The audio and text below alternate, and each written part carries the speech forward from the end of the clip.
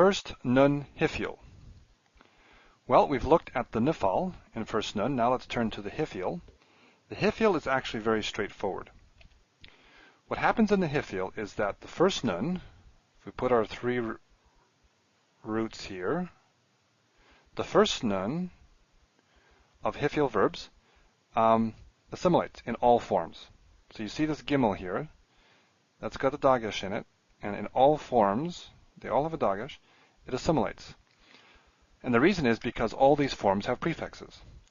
They either have the prefix that you get with the imperfect, the Yud, the Tav, the Aleph, the Nun, and therefore here as well, or the main prefix of the participle, and all the other forms have the Hey that comes from the Hiphil itself, which is part of the definition, the Binyan Hey.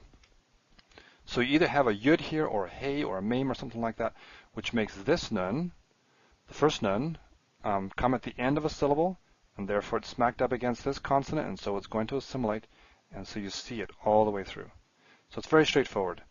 The Nifal, if you remember, had different behavior. The perfect and the participle, the first Nun assimilated, and then with the prefix forms, the Nifal Nun assimilated to the first Nun. So Nifal, you had two sets. It broke up into two parts.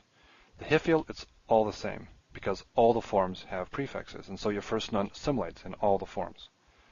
Very straightforward.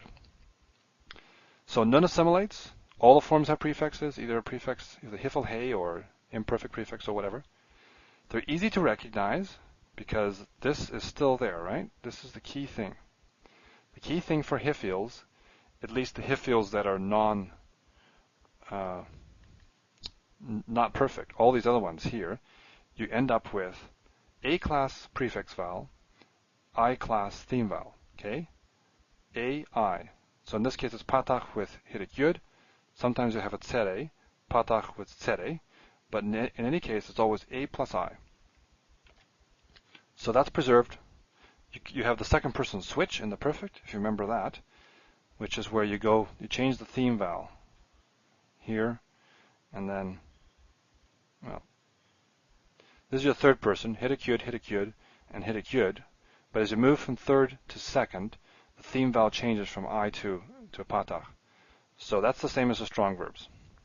So, nothing new. Here I'm comparing, I didn't write it down here, I should have written perfect, but you should know your paradigms well enough, you can figure it out. This is the perfect paradigm. So hifkid, higish, hifkadta, higashta. See, they're all parallel. So you still have the Hey, you still have the hidik, you still have whatever theme vowel you have over here in the strong, you have it over here. So all you have is the Nifal Nun, or not the Nifal Nun. This is not Nifal. This is first Nun. The first Nun has assimilated in all these cases. So you have the Dagesh Forte. And then this here, this is the imperfect. The imperfect, Yafkid, Yagish. A class plus I class, A class plus I class.